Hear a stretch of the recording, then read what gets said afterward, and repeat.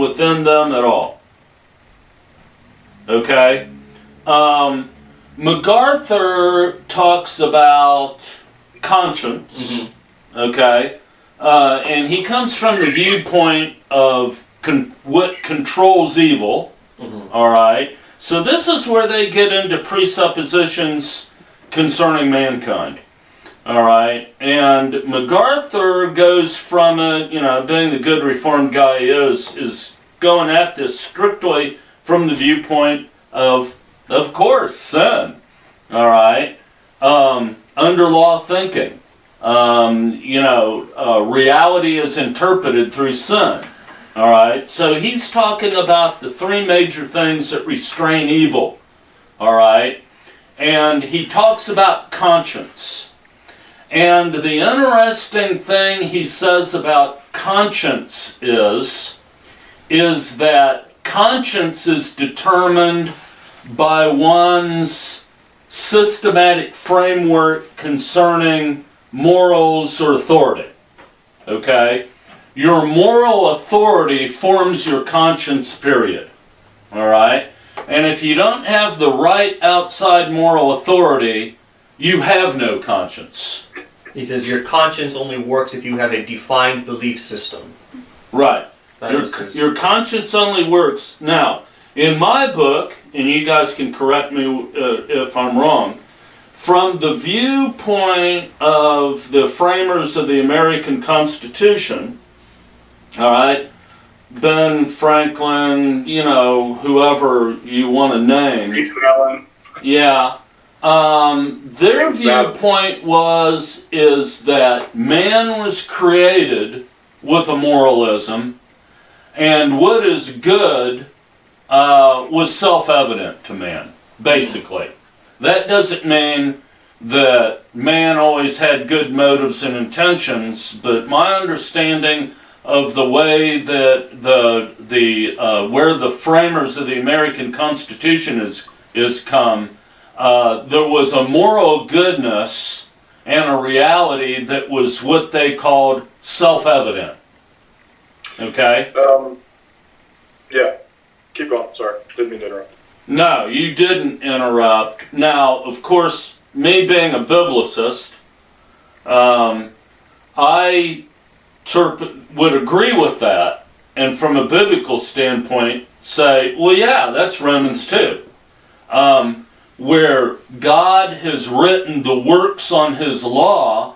And when we talk about man being created in the image of God, okay, that comes part and parcel with what the framers of the American Constitution were talking about.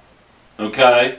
There are things about God's creation and reality that are self-evident. All right? And the conscience is, and this is interesting, and please contrast this with the rest of what MacArthur states. Okay? Man's conscience is formed formed by the works of the law of God written on his heart to either accuse or excuse his actions. I find it interesting that MacArthur never made any reference to that reality of the works of the law being written on the man's heart. Right. He said the conscience doesn't work unless you have a defined belief system, and in his thinking, that defined belief system is going to be the authority, some outside authority. Some outside authority, and they both said that. So here's the big deal here, though, that I want to point out. Paul says in that same line of Scripture that those without the law, the Bible, okay, will be judged by that law. They'll be judged by their conscience. Right.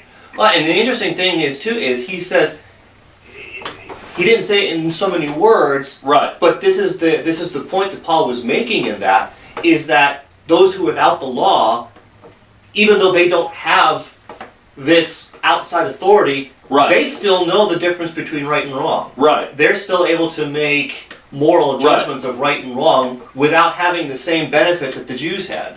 those without the law will be judged by the law that was written on their heart. Mm-hmm. So the native out on some isolated island, those guys that killed that missionary on that secluded island, okay, they don't know a thing about the Bible, but they'll be judged according to their conscience, okay? So here is where, if you think about that line of reasoning in Romans chapter 2, it completely turns what MacArthur had to say upside down. And I also think you can correlate that with what the framers of the American Constitution referred to as things being self-evident to man.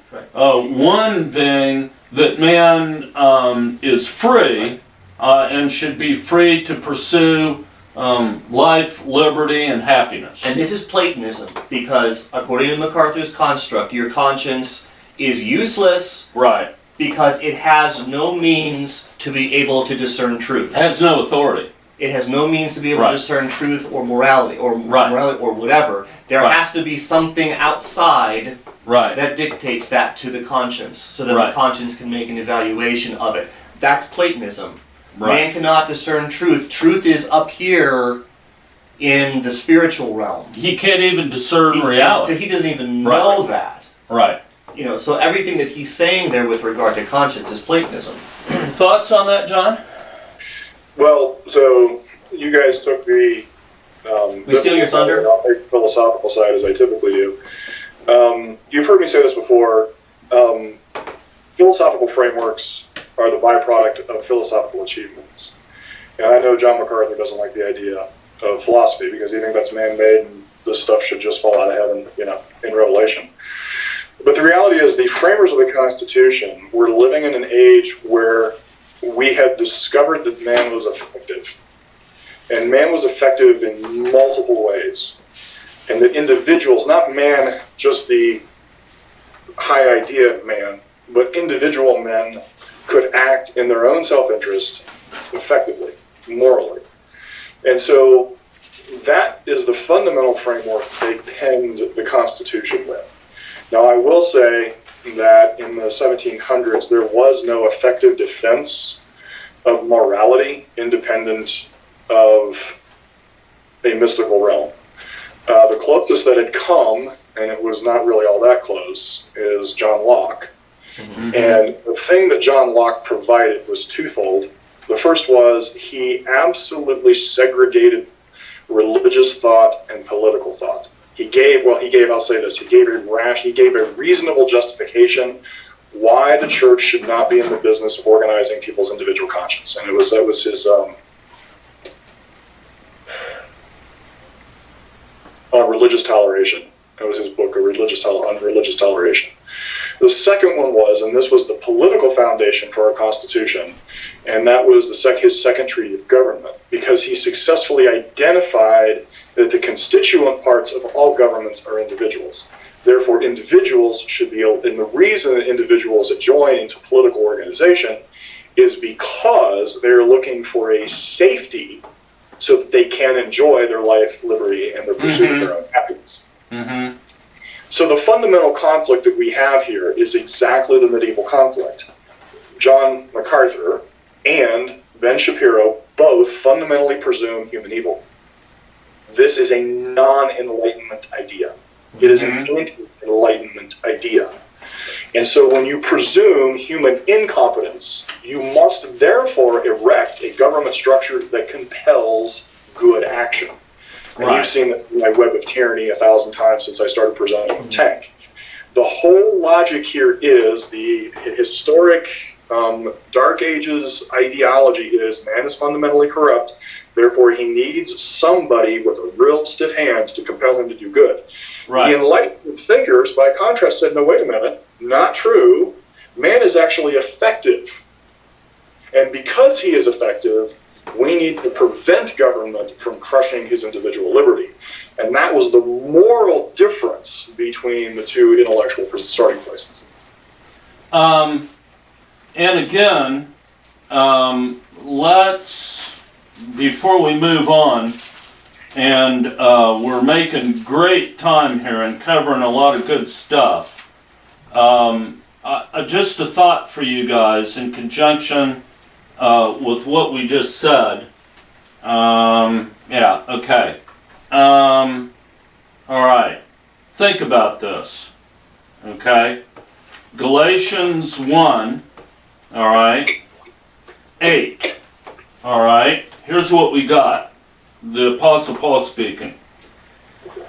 But even if we, that is the apostles, or an angel from heaven, okay, should preach to you a gospel contrary to the one we preach to you, let him be accursed.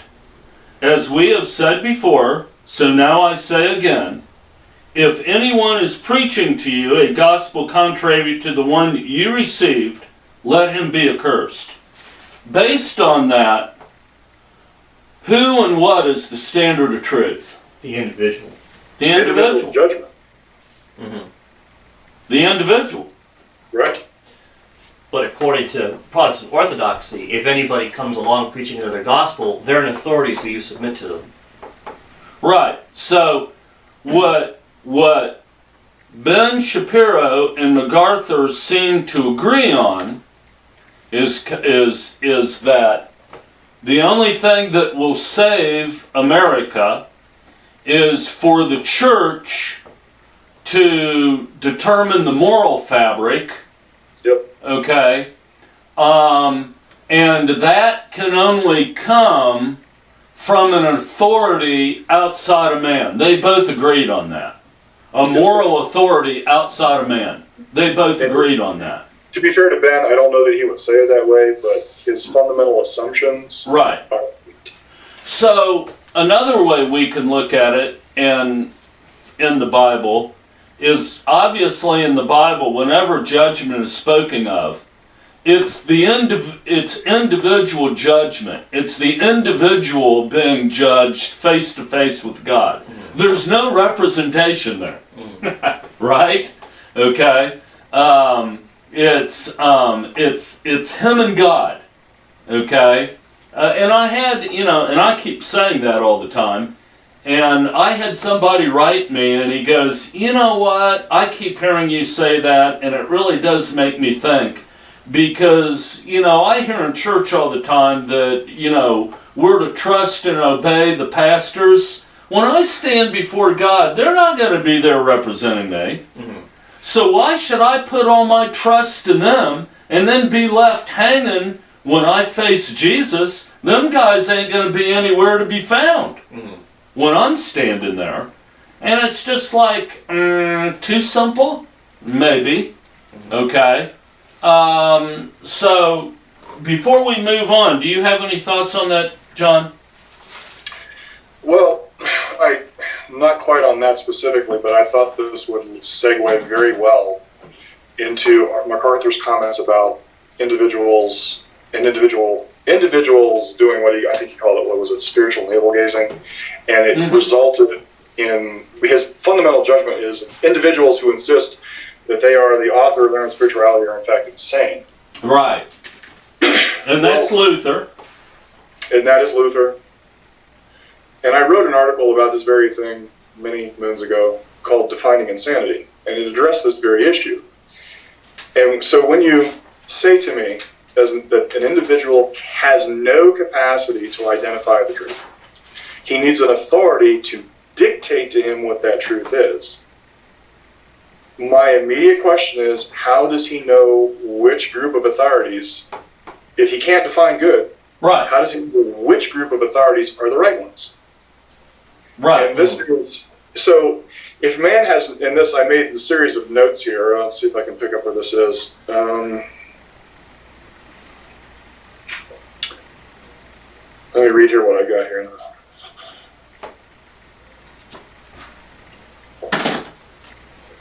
Why Shapiro says this at around the 32-minute mark. Why has the church fallen off in the United States? Simply put, there is no state support. And my answer to this is, simply put, there is no state support to compel people into the organization. And Johnny Mack says around the 33-minute and 40-second mark, people who are spiritual or not religious are basically saying, I am my own God. They have no authority dictating what they believe. Well, so if spiritual self-appointment is a form of insanity, how can I, as the individual, ever identify that Johnny Mack is the person I should be subordinating my mind to? Right. You still have to make. I stand before God and say, oh, by the way, he was the guy that was supposed to tell me all the right answers, and God says, well, how did you know he was the right one? You didn't have any ability to know one direction or another. Well, if that's the case, why don't we just pick Allah and Sharia law? I mean, or Kali, I go back to my original assertion. If, in fact, the mystical otherworldly realm is the source of the dictated good, how do I know which otherworldly mystical realm is the right one? And I present to you guys, this is what I see. People latch on to assurance of salvation by submitting to any or every spiritual authority, because the orthodoxy of said authority is not really the issue. What the real issue is their willingness to be humble and submit their own internal reason to some authority. Right. And that's exactly the point. This is the thing that MacArthur tries to parse all throughout, as if you can have a physical submission without an intellectual submission. As long as I'm sitting passively doing nothing to resist the government, I can think all I want, I can talk all I want about how what the government is doing is wrong, and that's somehow moral. But the moment I take up and do an action to repress a tyrannical government, that is fundamentally immoral. Well, it's nonsensical.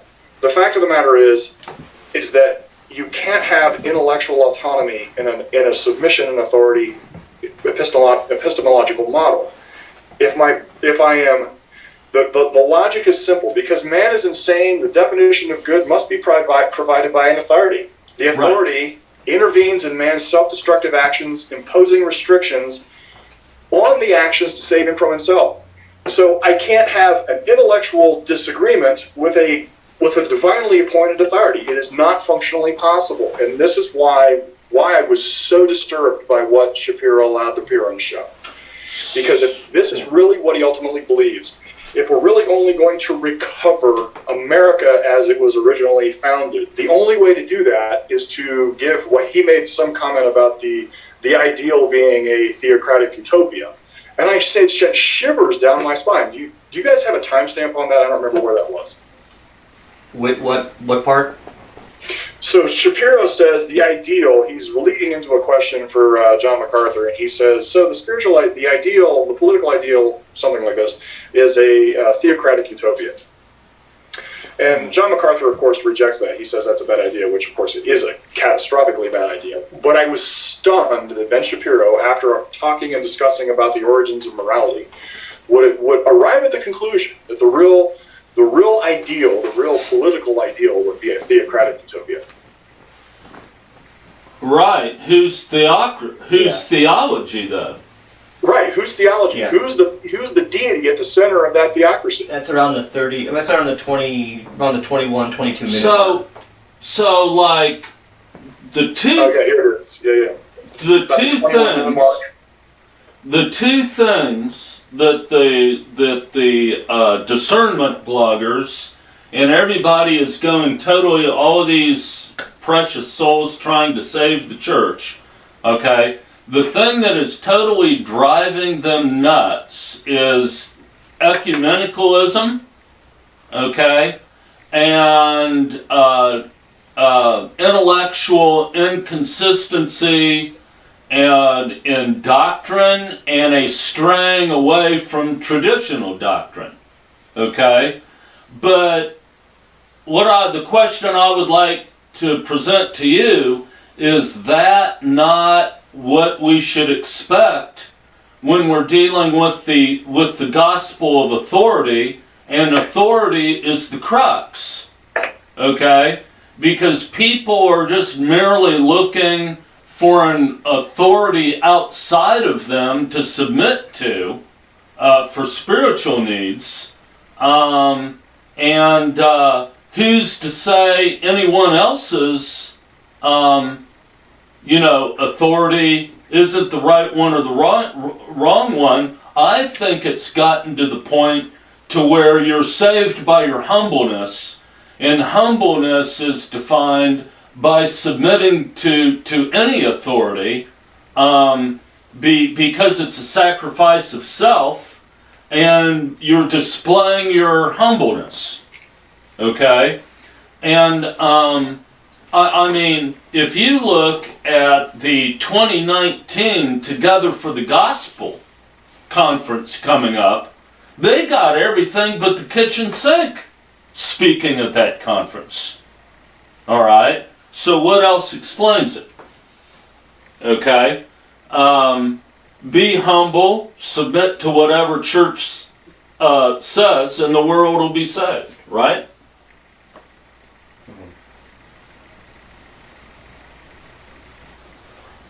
No opinions on no opinions on that. What more can be said about that? But you summed that up pretty well. Let me see here. So, now, of course, I got to touch on the fact that, and Shapiro agreed with this, the primary authority, moral authority outside of us is the Bible. The Bible. The Bible. Okay? But the problem there is, come on, he's not really talking about the authority of the Bible. It's the authority of what some expert says about the Bible, right? Okay? Which goes back to Dark Ages thinking, right, when they didn't want the peasants having scriptures because you cannot have individual interpretation. Right. And MacArthur touches on that it was a crime, right, to have any individual interpretation of your own, because you had to. It wasn't what the Bible said. It was what the popes and the bishops and the cardinals and all the church leadership told you the Bible said. Right. You didn't follow the Bible. You followed what the church authorities said the Bible said. Right. And of course, the implication always is, and the assumption is that, well, if the Bible is an authority, it would be each person's interpretation of the Bible, right? That's the assumption. But of course, that's not, obviously, in context, that can't be true at all. He's allowing people to assume that. And for that matter, Ben Shapiro is too. We're allowed to assume, here again, this is doublespeak, we're allowed to assume that when they speak of authority of Scripture, that they mean the authority of Scripture. But this is the very reason why there is no such thing as authority of Scripture. This is why Scripture cannot be an authority, because then if you do allow individual interpretation of Scripture, then you open up authority to being what anybody wants it to mean. So that's why Scripture cannot be authority. It has to be something else.